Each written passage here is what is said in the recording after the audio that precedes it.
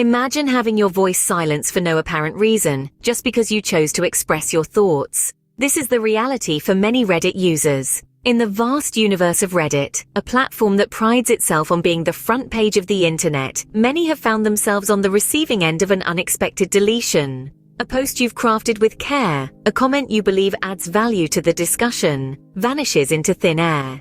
The only trace left behind, a dispassionate notification from a bot or a moderator, citing an arbitrary rule violation. We've all experienced this, haven't we? The frustration, the disbelief, the sense of injustice when your words are deemed unworthy or inappropriate. You've spent minutes, perhaps hours, articulating your thoughts, only for them to be swept away by the digital equivalent of a gusty wind. Let's delve into the labyrinth of Reddit's rules and guidelines. They're extensive, intricate, and often subject to the interpretation of the platform's moderators. From maintaining relevancy to avoiding self-promotion, the list goes on. And it's not just about the platform-wide rules. Each subreddit, a community within Reddit, carries its own set of guidelines, adding another layer of complexity to the mix. This stringent regulation, while intended to maintain a level of quality and civility, often feels like a muzzle on free speech. It's a delicate balance, isn't it? On one hand, we understand the need for moderation to prevent chaos and toxicity. On the other hand, when does moderation become censorship? Consider this analogy.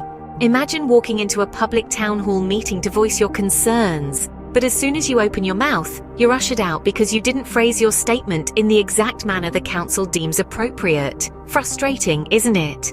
That's the sentiment many Reddit users grapple with. So we find ourselves at an impasse, caught in the crossfire between maintaining online decorum and the fundamental right to express oneself. The question arises, is this a simple case of moderation or an infringement upon free speech? The psychological effects of such censorship can be far-reaching and profound. Imagine for a moment the sense of dissatisfaction that stems from seeing your posts, your ideas, repeatedly removed. This isn't just about deleted posts on a social media platform anymore. It's about feeling unheard, disregarded, and dismissed. This feeling of frustration, which psychologists refer to as cognitive dissonance, is a state of mental discomfort that occurs when our actions and beliefs don't align. In this case, we believe in our right to express ourselves, but our actions, our attempts to participate in discussions, to share our thoughts, are thwarted. The repeated experience of cognitive dissonance can lead to a chronic sense of frustration, a feeling that's far from pleasant and can impact our overall mood and well-being. In addition to this, we may also experience feelings of oppression.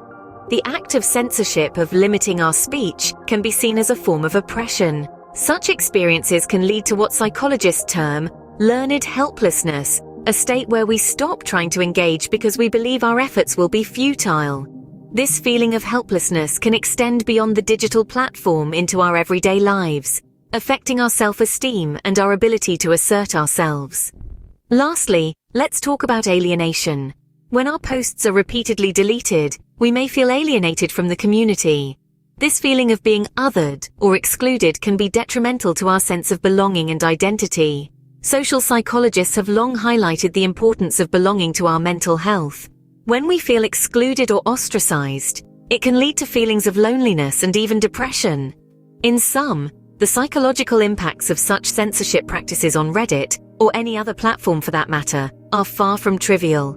They touch upon fundamental aspects of our psychological well-being, from our ability to express ourselves to our sense of belonging and self-worth. Feelings of alienation and depression, although virtual, can seep into our real lives, impacting our mental health.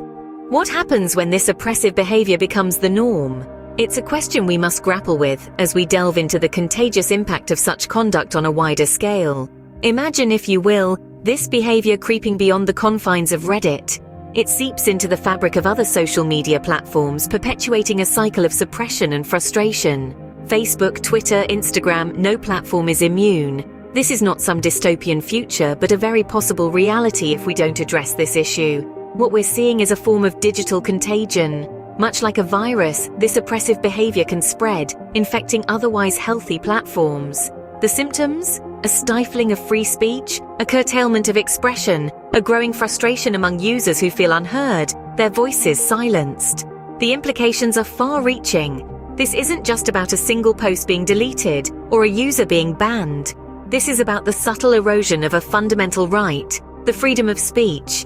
It's about the slow decay of our ability to express ourselves freely and openly in the digital world. As this behavior proliferates, we risk normalizing a culture of censorship where only certain voices are heard while others are relegated to the shadows. This is a deterioration of our digital landscape, a corrosion of our online communities. If left unchecked, this could set a dangerous precedent for the future of online communication. In the face of such adversity, it's crucial to remain positive and seek worthwhile solutions. Now, this might seem like a daunting task, especially when you feel as though your voice is being stifled. But remember, the power of positive thinking should never be underestimated. It's not just about sporting a sunny disposition, it's about perseverance, resilience, and the audacity to keep seeking out spaces where your voice can be heard. Finding alternatives to Reddit might be a good starting point. There are numerous platforms out there that respect the essence of free speech and foster open discussion. Voat, for instance, is a news aggregator platform that prides itself on its commitment to free speech. Then there's Said It, another alternative which values open dialogue and community engagement. But it's not just about finding a new platform, it's also about taking a stand and making a difference where you are. If you notice instances of over-moderation or censorship, speak out against it. Encourage more balanced moderation policies and promote discussions that are inclusive and respectful of different viewpoints. At the end of the day, the internet is a vast ocean of ideas and discussions, and your voice is an integral part of it. The key is to navigate through the waves of censorship and find your place in the grand scheme of things.